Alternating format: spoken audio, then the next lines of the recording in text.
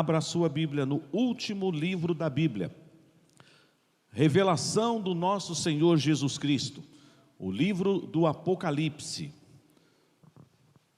Apocalipse, capítulo de número 3. Leremos hoje a carta à igreja em Filadélfia. Apocalipse, capítulo 3.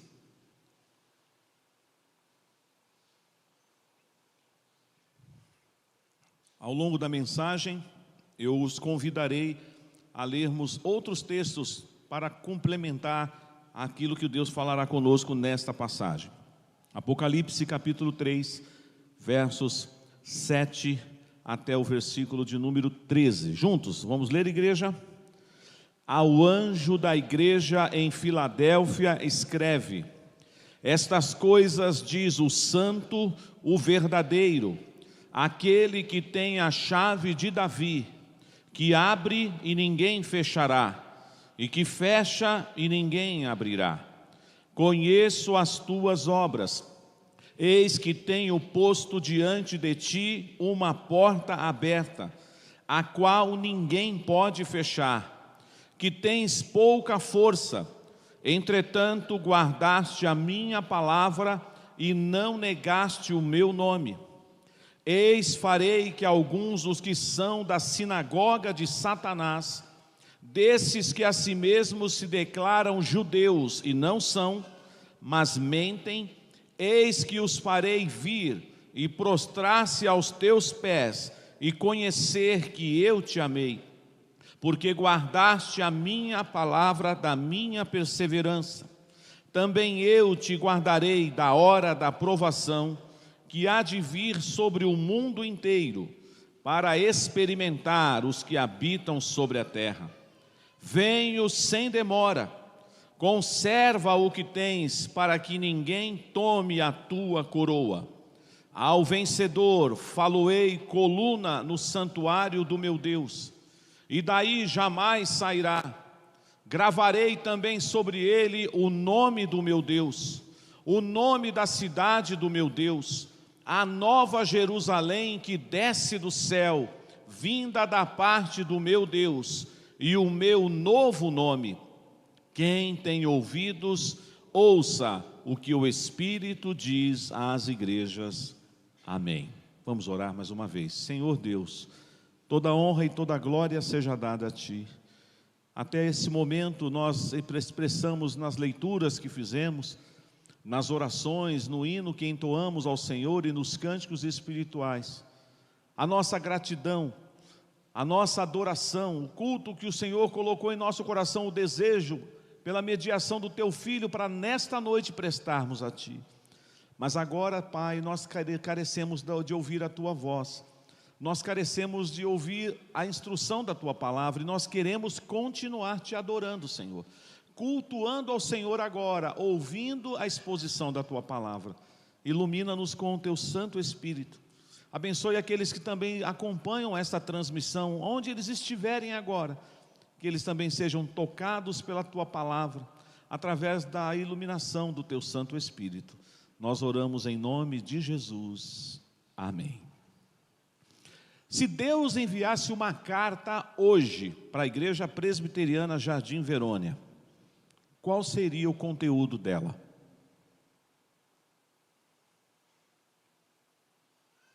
Se Deus enviasse uma carta para a nossa igreja, a igreja aniversariante, a igreja que, se Deus permitir, completará 39 anos daqui a alguns dias, qual seria o conteúdo da carta que Deus enviaria para a nossa amada igreja? Certamente o nosso Senhor Jesus, o dono da igreja, aquele que edifica a sua igreja, aquele que comprou a sua igreja com o seu sangue, ele se apresentaria para nós, como faz nesta carta e em todas as demais escritas aqui no livro do Apocalipse. Mas eu quero que você pense, será que nós teríamos apenas elogios? Será que o Senhor faria alguma advertência com relação à nossa igreja, à nossa prática cristã? Será que o Senhor aprovaria as nossas obras, as nossas atividades? Será que o Senhor reprovaria algumas obras? Será que o Senhor nos exortaria a voltar à prática das primeiras obras, a abandonarmos pecados que muitas vezes estamos cometendo? Qual seria o teor de uma carta escrita por Deus para esta igreja? Nós acabamos de ler, irmãos, uma das cartas escritas às igrejas da Ásia, as 7 igrejas da Ásia, essa região hoje mais conhecida por nós como a Turquia. E é interessante que você certamente já teve a oportunidade de estudar o livro do Apocalipse e a exposição. Deus, através do seu Filho exaltado, glorificado, nosso Senhor Jesus, Ele haverá de revelar-se das coisas que haveriam de acontecer. Muitas delas aconteceram naqueles dias, fim do 1º século, início do 2º século, mas ainda muitas coisas hão de acontecer. Nós aguardamos novos céus e nova terra. E Deus vai revelar essa palavra a um dos seus servos, o apóstolo João. O apóstolo que talvez é considerado o último dos apóstolos. Ele, embora tenha sofrido perseguição, muitos maltratos, mas ele não foi martirizado, por exemplo, como foi Pedro, decapitado, crucificado de cabeça para baixo. Mas ele foi levado para uma ilha, chamada Ilha de Pátimos. E ele foi preso nessa ilha. E por causa do testemunho do Evangelho, ele estava ali. Neste período, findando já o 1º século da era cristã, César, o imperador, começou a exigir um culto em seu nome, e as pessoas tinham que declarar: César é Senhor. E quem não declarasse que César era Senhor, morreria, seria preso, seria açoitado. Mas interessante, quando os discípulos de Jesus eram inquiridos acerca dessa frase, eles não diziam César é Senhor, eles diziam Cristos é Senhor. E isso custou a vida de muitos dos nossos irmãos do passado. Irmãos, alguns sabemos os seus nomes, outros não. Homens e mulheres que foram martirizados por causa do testemunho do Evangelho. João então está na ilha de Pátimos, exilado, preso por causa do testemunho do Evangelho. E conforme você já leu no capítulo 1 de Apocalipse, no dia do Senhor, ele recebeu essa revelação, no domingo. No dia do Senhor, o Senhor revela para João aquilo que está por acontecer, próximo ao seu tempo, e coisas que estão acontecendo e que ainda hão de acontecer após a nossa geração, até a vinda do nosso Senhor Jesus. E é interessante que depois que Jesus se apresenta de uma forma gloriosa, não mais como varão de dores, não mais como um servo sofredor, mas como o Rei dos Reis, Senhor dos Senhores, ele dá uma ordem para João: o que você está vendo, escreve em um livro e encaminha para as 7 igrejas: Éfeso, Esmirna, Pérgamo, Tiatira, Sardes, Filadélfia e Laodiceia.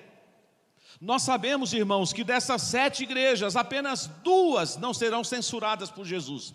Apenas 2 igrejas não receberão nenhum tipo de censura da parte de Jesus: a igreja de Esmirna e a igreja de Filadélfia, que nós acabamos de ler. As demais, Éfeso e as outras, sobretudo Laodiceia, sempre haverão de receber uma advertência, uma admoestação, uma exortação da parte de Deus.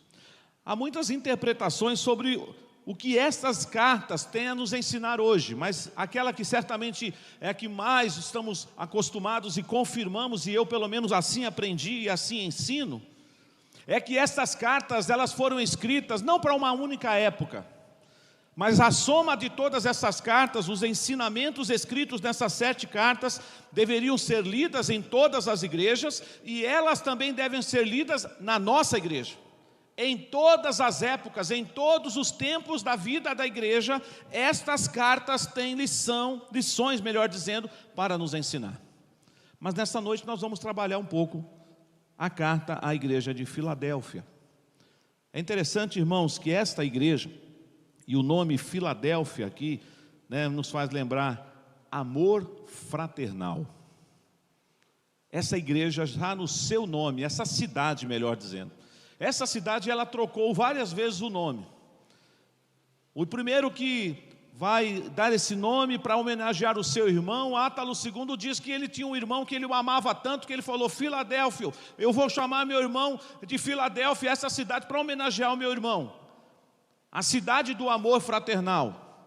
Mas depois, no ano 17 da era cristã, aconteceu um terrível terremoto naquela região e foi devastada a cidade de Filadélfia e outras cidades da região. E por causa desse terremoto, o império enviou recursos, parecido com o que o governo fez agora com o Rio Grande do Sul. O Império Romano então envia recursos para Filadélfia para reerguerem a cidade. O imperador assinou um documento anistiando, isentando Filadélfia de pagar tributos e impostos. Tamanha foi a tragédia naquele lugar. E aí, para fazer uma média com o imperador, troca o nome da cidade. Não é mais Filadélfia, agora será Nova Cesareia, para homenagear o imperador. Mais tarde vem um outro imperador, e esse outro Vespasiano, ele tinha no seu sobrenome o nome Flávia. Aí ele falou, vou trocar o nome da cidade de novo. E agora ela vai se chamar Flávia. Então foi Filadélfia, foi depois New Cesareia, para os mais modernos, mas Nova Cesareia, e Flávia. Uma cidade que trocava de nome. E é importante você guardar essas informações, porque Jesus, quando ele escreve a uma cidade, a uma igreja, ele utiliza as características da cidade, da igreja, para trazer e aplicar lições espirituais para nós. Não será diferente aqui na carta que nós estamos lendo nesta noite. Então, irmãos, olhem comigo, como o Senhor Jesus se apresenta a esta igreja, e como o Senhor Jesus, mais uma vez, se apresenta para nós. Esta amada igreja constituída por Ele neste lugar, como igreja organizada há quase 39 anos, estamos há poucos dias, se o Senhor assim nos permitir, completaremos. Mas o Senhor se apresenta à igreja de Filadélfia assim: estas coisas diz o santo, o verdadeiro, aquele que tem a chave de Davi, que abre e ninguém fechará, e que fecha e ninguém abrirá. Embora eu já tenha lido com vocês o verso 7, eu vou só dar um passo atrás aqui para dizer algo que é claro em todas as cartas. Para quem que a carta é enviada? Ao anjo da igreja. Quem é o anjo da igreja? É o pastor. Então, esta carta foi enviada para o pastor lá de Filadélfia, como as outras igrejas também receberam. Então percebam aqui algo que me dá muito medo. Porque o primeiro que leu a carta não foi a igreja, foi o pastor. Imagine então, nas outras cartas que tem censura, que tem exortação, que tem admoestação, o pastor da igreja lendo a carta. E recebendo da parte de Jesus, o dono da igreja, sinalizações, apontando, vocês não estão observando isso, vocês não estão fazendo assim. E aí ele falou assim, nossa, mas eu sou o pastor da igreja. Se Jesus está dizendo que a igreja está errando aqui, isso significa que eu sou o pastor da igreja, eu estou errando também. Eu tenho a minha parcela. Eu não posso dizer assim, irmãos, é só para vocês essa mensagem, o pastor está fora. Estou mais dentro do que vocês podem imaginar. Estou mais na chuva do que vocês possam imaginar. Eu estou encharcado, porque eu estou na chuva junto com vocês para se molhar, para ouvir Deus falando o que nós precisamos melhorar, onde estamos acertando e para onde estamos indo, segundo a vontade dEle. Portanto, a carta é endereçada ao anjo da igreja. Ao anjo da igreja em Filadélfia, escreve. E aí nós estamos vendo agora como Jesus se apresenta. Duas coisas lindas que Jesus declara acerca dele mesmo. Ele é quem? O santo. Por que Jesus precisa afirmar isso? Porque a palavra de Deus já nos disse em outro lugar: sede santos, como eu sou santo. Sem santidade ninguém verá o Senhor. Jesus está se apresentando para uma igreja que não recebeu nenhuma censura, uma igreja que está trilhando os caminhos do Senhor, uma igreja que está buscando uma vida de santidade, mas ele se apresenta para aquela igreja e diz assim: eu sou o santo. E não só apenas o santo, eu sou o verdadeiro. Mas Jesus precisava fazer isso? Declarar que ele é verdadeiro? Porque nós estávamos vivendo e vivemos tempos assim hoje dos falsos cristos, dos falsos profetas, dos pseudos por aí que andam se autoafirmando ser alguma coisa, mas o único que é santo, o único que é verdadeiro, o único que tem as chaves de Davi, e que fecha e ninguém abre, e que abre e ninguém fecha, é Jesus. E ele está se apresentando para a igreja de Filadélfia assim. É interessante, essa expressão que não é muito usada, poucos lugares, lá no livro do profeta Isaías ela aparece, mas aqui está escrito, quando ele diz assim, é aquele que tem a chave de Davi. Aí talvez você pense, o que seria isso? Jesus tinha uma chave? Irmãos, isso aqui significa que ele tem autoridade. Está ligado com a linhagem messiânica. Ele veio da tribo de Judá, da raiz de Davi. Então é uma maneira de dizer que todas as profecias, tudo que foi explicado e ensinado acerca do Messias, passa por Davi. Por isso que a promessa que foi feita a Davi se cumpriu. Não vai faltar alguém que se assente no meu trono. A despeito dos erros de alguns dos reis do passado, o Senhor guardou o remanescente fiel e a descendência vai chegar até o nosso Senhor Jesus. Chave de Davi, então representa essa linhagem messiânica. Lembra também que ele tem todo o poder e toda a autoridade. Agora nós vamos aqui utilizar um pouco a nossa criatividade, a nossa imaginação para imaginar essa expressão de abrir e fechar. E aí na sequência do texto, você já leu comigo, você vai ver que ele falará de porta. E aqui, queridos, eu vou repetir isso talvez mais de uma vez nessa noite. Se um coach estivesse lendo esse texto agora para alguém, ele diria assim, eu vejo diante de você uma porta, uma oportunidade. Mas eu queria te alertar, cai fora. Não é isso que nessa noite você vai aprender. Nós não estamos tendo uma aula de coach. Eu não sou coach. Jesus está dizendo para você que não é oportunidade como o mundo está dizendo. Eu sei que você pode ter muitas oportunidades na sua carreira, na sua vida familiar, na sua vida pessoal, mas nessa noite essa porta quer te ensinar outra coisa.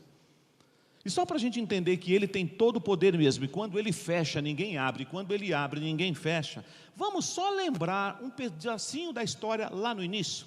Eu queria te convidar a ir comigo no livro de Gênesis. Gênesis capítulo 7. Você conhece essa história. Gênesis capítulo 7.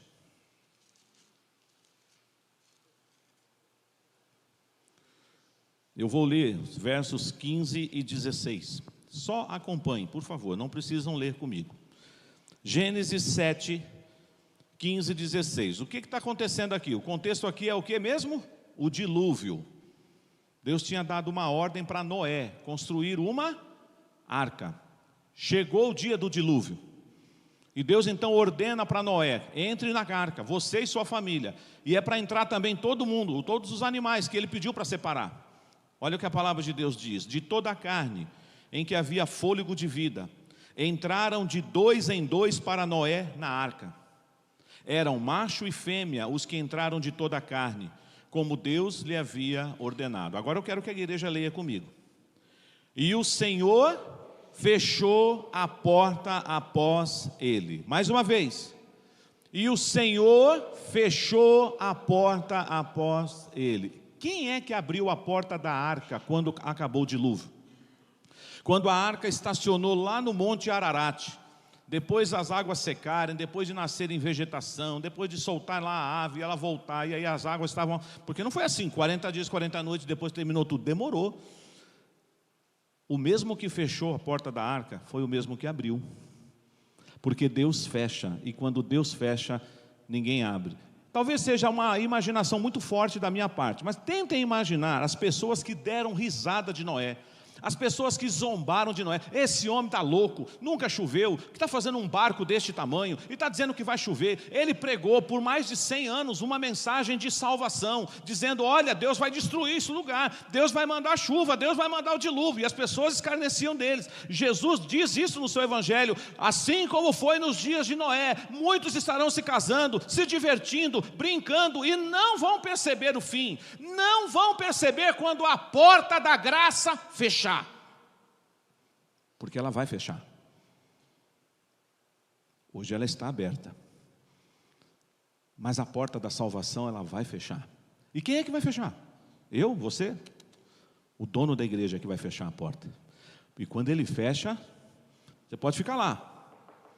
Ei, Senhor, o Senhor esqueceu de mim. Abre a porta, Senhor, eu fiquei para fora. Nós sempre somos tão bons. E você, abre, vai, está atrasado, mas abre, vai. Chegou atrasado, abre. Não faça mais isso, viu? A próxima vez você não vai entrar, viu? Chegou atrasado. Com Deus não funciona assim não, viu, irmãos? É claro que eu estou fazendo uma alegoria agora aqui, de forma bem intencional. Mas para mostrar que aquilo que Jesus declarou lá em Apocalipse, sempre foi verdade.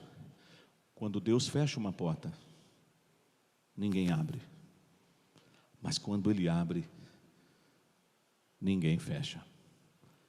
Esse é o Jesus que está se apresentando para a igreja de Filadélfia. Esse é o Senhor que está falando comigo e com você nessa noite. Mas vamos continuar a leitura. E aí, diferentemente das demais cartas, exceto a carta de Esmirna, ele não fala nada quando ele diz essa expressão no verso 8, eu conheço as tuas obras. Normalmente, nas outras, por exemplo, Éfeso, ele fala ele elogia a igreja. Fala que a igreja odeia as obras dos nicolaítas, que a igreja tem capacidade de perceber a heresia, o falso profeta, o falso apóstolo, mas o que foi que a igreja de Éfeso recebeu da parte de Jesus? Tenho, porém, contra ti que abandonaste o teu primeiro amor. Lembra-te, pois, de onde caíste, arrepende-te, volta à prática das primeiras obras. Você vê, por exemplo, a próxima carta aqui na sequência do texto, que é a carta à igreja de Laodiceia, e ele diz, eu conheço as tuas obras, você não é nem quente e nem fria, quem deras fosse quente ou fria, você é morno, eu estou a ponto de vomitar-te da minha boca. Talvez seja as advertências mais duras ficaram para a igreja de Laodiceia. Mas interessante, esse maravilhoso Deus que conhece a sua igreja, e que conhece a igreja do Jardim Verônia, como Ele conhece. Eu estou aqui com vocês há quase 3 anos. Eu não conheço a igreja ainda. Estou conhecendo. Não é porque vocês não estão me contando tudo. É porque tem coisas que nem vocês sabem.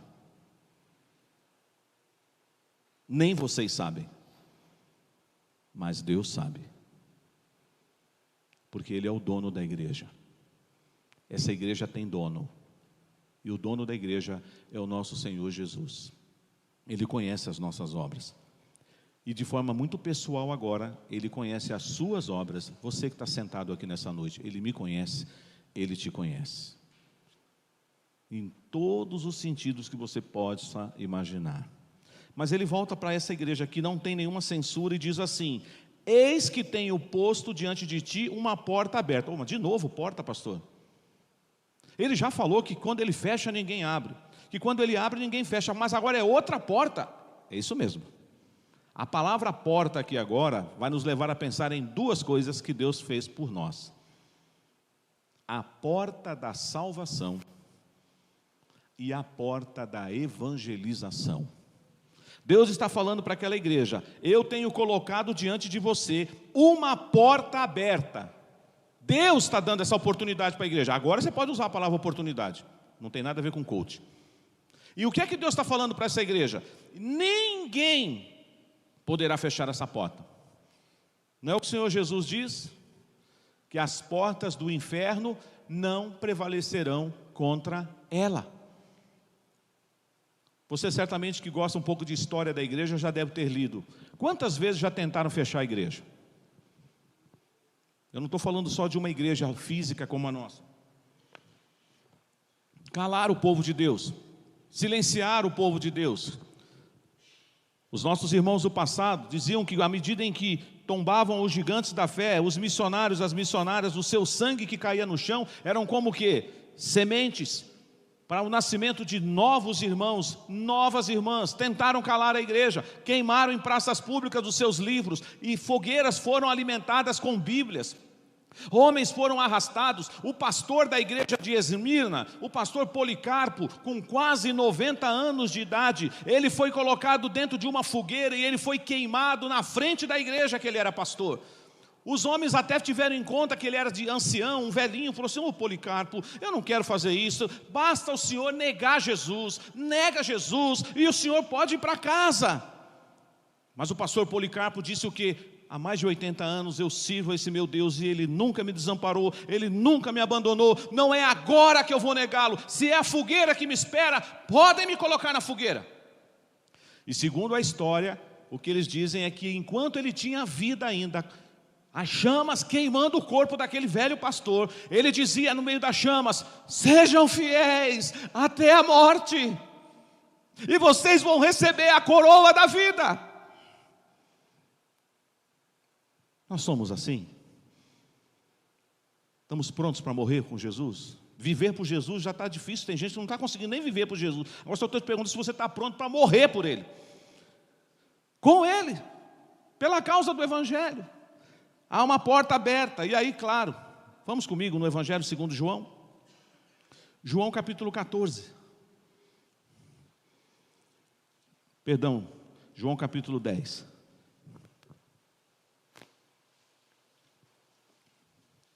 Jesus faz uma afirmação aqui, versículo 9. João capítulo 10, versículo 9. A primeira porta que nós estamos falando nessa noite agora é a porta da salvação. Jesus declara: eu sou a porta. Se alguém entrar por mim, será salvo. Entrará e sairá e achará pastagem. O que é que Jesus está falando comigo, com você? E falou para aquela igreja: eu tenho uma porta aberta que ninguém pode fechar. A porta da salvação. E a boa notícia que eu tenho para dar, caso tenha alguém aqui nessa noite que não entrou por essa porta, é que essa porta está aberta. Buscai o Senhor enquanto se pode achar. Invocai enquanto Ele está perto. Você entrou por aquela porta para o culto hoje, não entrou? Ou talvez por essa porta aqui, mas não são dessas duas portas que eu estou falando. Você já passou pela porta chamado Jesus, ou chamada Jesus? Porque a Bíblia diz que quando nós passamos por Ele, nós seremos salvos. E encontraremos descanso, alimento, proteção. Poderemos entrar e sair, porque estamos nele. Fazendo analogia de novo com a arca. Talvez algum dia, nossa pastor, deve ter sido difícil, hein? Quantos dias dentro de uma arca com cheiro de animais, animais fazendo as suas necessidades fisiológicas. Não sei como é que Noé e a família deles criou, e quais foram as estratégias. Tem várias histórias. Se um dia Deus permitir que você viaje para um dos países, tem uma réplica da arca nos Estados Unidos, tem uma réplica da arca na Europa, e você vai lá, você vai visitar os compartimentos internos e fala: meu Deus, deve ter sido algo maravilhoso. Talvez você diria assim: um cheirinho meio forte, né, dentro da arca por causa de tantos bichos, mas tinha vida lá dentro. Fazendo uma analogia com a igreja agora, às vezes nós somos tão ingratos com a igreja, reclamamos da igreja e apontamos os defeitos da igreja, mas aqui tem vida, lá fora tem morte. Você já agradeceu pela igreja que você pertence? Porque nós somos expert em murmurar, como nós falamos mal da igreja. Às vezes o culto não acabou, ou se acabou, você já está na calçada falando mal da igreja, falando mal do irmão, falando mal da liderança. Mas é aqui que o Senhor te chamou para te usar, para que você fosse o instrumento nas mãos dele. A porta da salvação. Mas a segunda porta é a porta da evangelização. E aí nós temos o apóstolo Paulo, que ele utiliza uma linguagem que era muito própria do seu ministério. E olha comigo, Atos capítulo 14. Atos capítulo 14, ele está retornando com Barnabé para Antioquia, depois da experiência da primeira viagem missionária. E Atos capítulo 14, diz assim, eu lerei para os irmãos a partir do versículo 25, 26, 27. Atos 14. E tendo anunciado a palavra em Perge, desceram a Atália e dali navegaram para Antioquia, onde tinham sido recomendados à graça de Deus para a obra que haviam já cumprido. Ali chegados, reunida a igreja, relataram quantas coisas fizera Deus com eles. Agora olha que palavra maravilhosa. E como abrira aos gentios a porta da fé. Paulo estava dizendo à igreja que o enviou, a igreja enviadora, Antioquia. Olha, foi perseguição, sim, eu quase que morri, fui apedrejado, mas Deus abriu uma porta para os gentios. A porta do evangelho, a porta da evangelização está aberta para a pregação. E Deus promete que ninguém pode fechar. Pode levantar governo, pode levantar outra religião, pode levantar o homem mais poderoso da terra. Ele não poderá fechar essa porta, porque foi Deus quem abriu. E o apóstolo Paulo, então, consciente disso, ele vai falando isso. Vamos agora, 1 Coríntios capítulo 16. 1 Coríntios capítulo 16. Olha só o que a palavra de Deus nos diz. Versículo 7 em diante. Vamos ler até o versículo 9. Porque eu não quero agora ver-vos apenas de passagem, pois espero permanecer convosco algum tempo, se o Senhor o permitir. Aí olha o que ele informa agora para a igreja de Corinto. Ficarei, porém, em Éfeso até o Pentecostes, porque uma porta grande e oportuna para o trabalho se me abriu, e há muitos adversários. Primeiro ele diz, Deus abriu uma porta, e eu não vou perder de vista essa oportunidade de pregar o evangelho, mas Deus já me avisou, se prepara, Paulo, vai ser debaixo de muita perseguição. A porta que Deus abre, ninguém fecha. Mas vamos ver quando ele também se dirigia à igreja de Colossos, aos Colossenses. Colossenses capítulo 4. E ele está falando com a igreja das oportunidades. Versículo 2 e 3. E o 4 também, de Colossenses. Essa é a leitura que eu queria convidar a igreja para fazer comigo. Colossenses capítulo 4, dos versos 2 a 4. Vamos ler? Perseverai na oração, vigiando com ações de graças, suplicai ao mesmo tempo também por nós, para que Deus nos abra a porta à palavra, a fim de falarmos do mistério de Cristo, pelo qual também estou algemado, para que eu o manifeste como devo fazer. Agora ele está fazendo um pedido para a igreja. Irmãos, orem por mim. Mas ele não pediu por nada por ele não pediu por bem-estar pessoal, ele não pediu pela saúde dele, porque o apóstolo Paulo tinha muitas enfermidades, irmãos. O apóstolo Paulo teria muitos motivos para interromper o ministério dele, ele era doente. Ele tinha enfermidades, mas ele nunca colocou isso como obstáculo para pregar o evangelho. E qual é o pedido que Paulo fez? Orem por mim, para que o Senhor abra uma porta, para eu pregar o mistério da cruz, para eu pregar o evangelho. Vamos voltar em Apocalipse. Eis que eu tenho posto diante de ti uma porta aberta, a qual ninguém pode fechar. E Deus se dirige àquela igreja de Filadélfia e diz, eu sei, vocês são pouquinha gente. Tem muita gente aí da sinagoga de Satanás que se declaram judeus e não são. Vocês são poucos, vocês são fracos, mas mesmo assim, vocês não negaram o meu nome. Então, irmãos, esse negócio de você falar assim, está difícil, pastor, está difícil manter a luz, a lucidez, manter o evangelho lá no trabalho, na minha família, são maiores contra mim, eu estou sozinho, eu estou sozinha, eu estou em minoria. Permaneça firme, persevere. Olha o que a palavra de Deus nos dá. Verso 9 então diz, eis que fareis que alguns dos que são da sinagoga de Satanás, destes que a si mesmos se declaram judeus e não são, mas mentem, eis que os farei vir e prostrar-se aos teus pés e conhecer que eu te amei. Aqueles que estão atacando a igreja, aqueles que estão perseguindo os irmãos de Filadélfia, diz que aquelas pessoas um dia vão reconhecer, este povo aí, essa igreja aí, é uma igreja amada por Deus, Deus guarda eles. Nós nos sentimos assim, você se sente amado por Deus? Vocês entendem que Deus ama essa igreja? Eu estou com vocês há quase 3 anos, mas há irmãos aqui que estão aqui há muito tempo. Você se sente amado nesse lugar, meu irmão? Você se sente pastoreado nesse lugar, primeiro pelo pastor Jesus, o supremo pastor. Eu sou o pastor auxiliar da igreja, ele é o pastor da igreja, eu sou o servo dele. Você se sente amado nesse lugar, você tem prazer em sair da sua casa e vir para cá. Essa igreja tinha pouca força, mas ela era uma igreja fiel.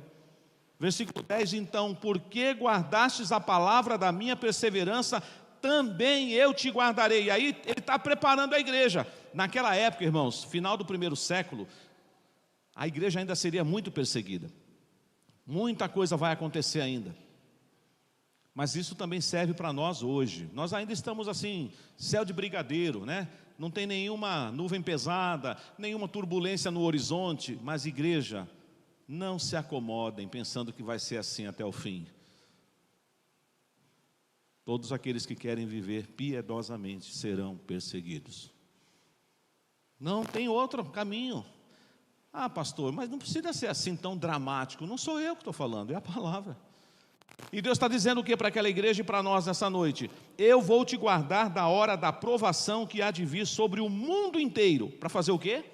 Para experimentar os que habitam sobre a terra. Irmãos, você tem percebido os sinais dos tempos? Ou você acha que essas coisas todas que estão acontecendo é tudo obra, abre aspas e fecha aspas? Eu sei que você não crê nisso, mas é o que dizem lá fora. A mãe natureza está brava. Não tem mãe natureza coisíssima nenhuma, é o Todo-Poderoso mandando os seus sinais. A sociedade dá um jeitinho aqui, dá um jeitinho ali, continua pecando aqui, continua pecando ali, mas nós que somos os embaixadores de Cristo nessa terra, nós precisamos fazer como Noé fez os seus dias. Chamaram Noé de louco. Você está doido? Uma arca para quê? E nós também seremos chamados de loucos. Nós precisamos avisar que este mundo está entesourado para o fogo. Nós precisamos fazer isso. Deus prometeu cuidar dessa igreja, mas ele fala no verso 11, eu venho sem demora. Talvez se eu fosse pregar nessa noite só nessa frase, já daria 1 hora de mensagem. Venho sem demora. Não se iluda. Ah, pastor, mas não vai ser amanhã, nem depois de amanhã. Eu acho que minha geração vai passar, a do Senhor vai passar, nós vamos morrer, vai nascer uma segunda geração, uma terceira. Jesus não vai voltar. É assim que você pensa? Há 7 dias atrás nós estávamos aqui, porque Deus chamou um dos nossos. Acabou. Você pensa que é alguma coisa? Você não é nada. Eu não sou nada, eu posso cair durinho aqui agora, se Deus quiser. Você sabe o dia disso? Eu não quero te assustar, mas se a sua família escolher fazer o seu velório aqui, talvez o próximo caixão é o seu. E aí, você está preparado para encontrar com o seu Deus? Ah, mas Jesus vai demorar, pastor, mas ele pode chamar hoje. Ele não vem para toda a igreja, ele não vem para a humanidade, mas ele pode voltar para você hoje. Eu venho sem demora, por isso que ele diz assim, conserva o que você tem, para que ninguém tome a tua coroa. Ser fiel até a morte, e dar-te a coroa da vida. E aí ele termina de uma forma linda, como ele faz em todas as cartas. Ao vencedor, quem é o vencedor? Aqueles por quem ele morreu. Por isso que em Cristo Jesus somos mais que vencedores. Aí ele vai lembrar de novo de situações da cidade. Lembra que eu falei na introdução? Agora você vai aplicar aqui. Ele diz assim, faloei coluna no santuário do meu Deus, e daí jamais sairá. Sabe o que acontecia naquela cidade por causa dos terremotos? As pessoas não moravam mais dentro das muralhas da Filadélfia. As pessoas moravam fora, porque na hora que vinha o terremoto, as pessoas tinham para onde correr. Aí vem agora e Deus diz assim, você não precisa se preocupar mais com o terremoto, porque eu vou te fazer uma coluna. Você não vai cair mais, você não vai ter que fugir mais, você vai ficar na minha presença, você vai ficar em pé, você vai perseverar, porque eu te farei uma coluna. Outra coisa, você não vai mais ficar trocando de nome toda hora é um nome, eu vou te dar um nome novo agora. Você não vai mais chamar Gilberto, você não vai mais chamar Marcos, você não vai mais chamar Rosângela, você vai ter um novo nome, e nunca mais vai mexer no seu nome. Percebam? Esta igreja, que era pobre, que era fraca, mas era fiel. E nós? Somos fiéis? Se Deus escrevesse uma carta para a igreja presbiteriana do Jardim Verônia hoje, qual seria o teor dela? Elogios? Exortações? Censura? Encorajamento? Promessas? O Senhor Jesus disse para essa igreja que cuidaria dela, e eu creio que Ele cuidou. Sabe uma notícia? É claro que quando a gente visita, para quem gosta de história, vai lá, pode fazer uma viagem sem sair de casa, entra na internet, você vai descobrir as 7 igrejas da Ásia, a região da Turquia. Aí você diz assim: pastor, não tem mais igreja lá não, pastor, está tudo em ruínas, destruiu tudo, acabou. As igrejas do Apocalipse. É verdade, eu tenho que dizer isso, não tem como mentir. A Europa, que foi berço para missões para o mundo inteiro, está precisando ser evangelizada. Vocês já sabem disso, muitos templos viraram boate, cafeterias, centros culturais, igrejas lindas. Você passa na porta e fala: aqui é uma igreja, quando você vê é uma boate, é uma livraria, é uma cafeteria. A Europa, de tantos servos de Deus, está assim, mas será que é só a Europa? Será que o nosso país também não pode experimentar isso? E eu não estou orando por isso, eu espero que não. Há quem diga que o Brasil vai tomar a dianteira na obra missionária, porque já tem mandado muitos missionários para o mundo, e talvez o nosso país nos próximos anos torne-se um celeiro de missionários para abençoar todos os continentes da terra. Você crê nisso? Você ora por isso? Então, igreja, estamos começando o mês do aniversário, e Deus mandou uma carta para nós nessa noite. Você recebeu? Eu perguntei se Deus escrevesse uma carta, né? Ele acabou de escrever. Eu só fui o amanuense. Eu só escrevi. Mas foi Ele que ditou todas as palavras. Quem tem ouvidos, ouça o que o Espírito diz às igrejas. Deus tem falado conosco e vai continuar falando neste mês especial de aniversário da nossa igreja. A Ele toda a honra e toda a glória. Amém.